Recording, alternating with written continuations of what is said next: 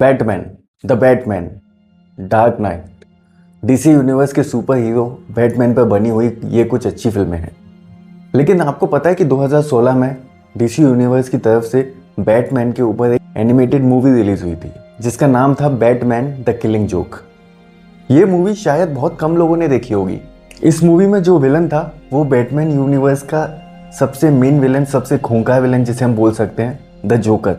Joker जो था इस मूवी का विलन था।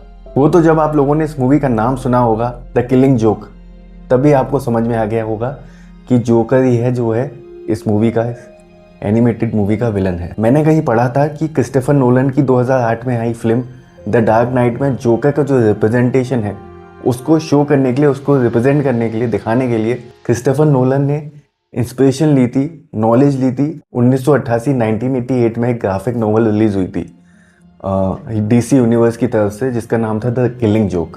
उस ग्राफिक नॉवेल को समझ कर ही उन्होंने अपनी फिल्म में जो हीथ लेजर ने जो कैरेक्टर प्ले किया था जोकर का, जिसको उसको जैसे रिप्रेजेंट किया था, उसकी जो इंस्पिरेशन है वो उस ग्राफिक नॉवल से ही ली गई है। इसी ग्राफिकल नॉवल पे डीसी यूनिवर्स ने एक एनिमेटेड मूवी बनाई जिसका नाम है बैटमैन द किलिंग जोक। और अब मैं आपको इस मूवी की स्टोरी सुनाने जा रहा हूँ। इस मूवी की स्टार्टिंग में ही ये चीज़ बता दी जाती है कि गौथम में क्राइम को फाइट करने के लिए, जुर्म से लड़ने के लिए बैटमैन के पास एक साइड किक भी है, मतलब एक साइड हीरो भी है जिसका नाम है बैटगर्ल। ये बैटगर्ल जो होती है इसका रियल नेम होता है बारबरा गॉर्डन, और बारबरा गॉर्डन जो है वो कमिश्नर गॉर्डन की बेटी है। फिल्म के स्टार्टिंग में ये भी बता दिया जाता है कि फिल्म में एक विलेनियस कैरेक्टर है जिसका नाम है पेरिस फ्रांस। अब ये पेरिस फ्रांस कैरेक्टर जो है ये गौथम की क्राइम बॉस, मतलब मेन क्राइम बॉस का कोई रिश्तेदार होता है जिसको मिस्टर फ्रांस के नाम से बुलाया जाता है। अब ये जो पेरिस फ्रांस है ये अपने अंकल की, जो कि मेन क्राइम बॉस हैं मिस्टर फ्रांस, उनकी जायदाद जो है वो हड़पना चाहता है और गौतम का मेन बॉस, सुप्रीम लीडर जो है वो बनना चाहता है। पेरिस फ्रांस को लेकर बैट गर्ल और बैटमैन में काफ़ी मिसअंडरस्टैंडिंग होती है। ये मिसअंडरस्टैंडिंग और ज़्यादा तब बढ़ जाती है जब बैटमैन पेरिस फ्रांस को पकड़ने के लिए बैट गर्ल का सहारा लेने से मना कर देता है।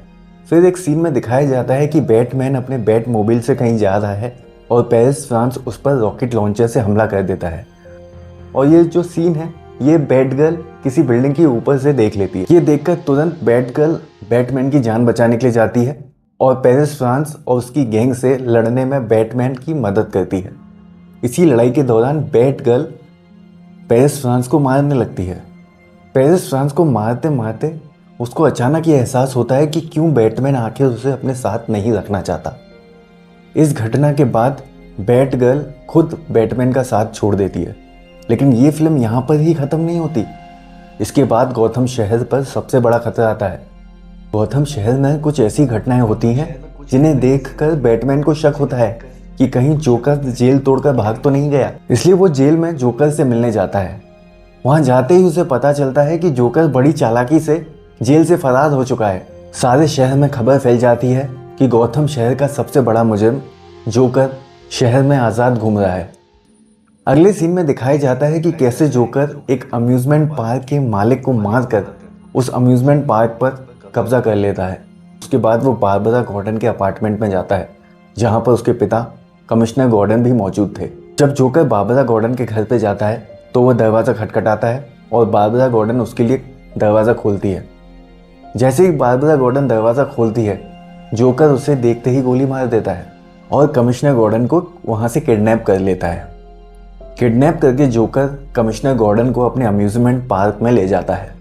उस अम्यूज़मेंट पार्क में जोकर कमिश्नर गॉर्डन को ले जाकर उन्हें हॉरिफाइंग इमेजेस और सिनेरियोज दिखाता है और अपनी गैंग के साथ मिलकर कमिश्नर गॉर्डन को ट्रॉमेटाइज करने की बहुत कोशिश करता है। दूसरी तरफ अपने सोर्सेस के थ्रू बैटमैन गौथम में जोकर की लोकेशन पता करने की बहुत कोशिश करता है। जैसे तैसे बैटमैन जोकर के ठिकाने का पता लगाता है और अम्यूज़मेंट पार्क में पहुंचता है। अम्यूज़मेंट पार्क में पहुंचते ही बैटमैन सबसे पहले कमिश्नर गॉर्डन को जोकर की कैद से आज़ाद करता है। जोकर की कैद से छूटने के बाद कमिश्नर गॉर्डन बैटमैन से कहते हैं कि तुम जाओ और जोकर को मारना मत, बल्कि उसे गिरफ्तार करके लेकर आना और उसे बताना कि कानून का रास्ता सही है।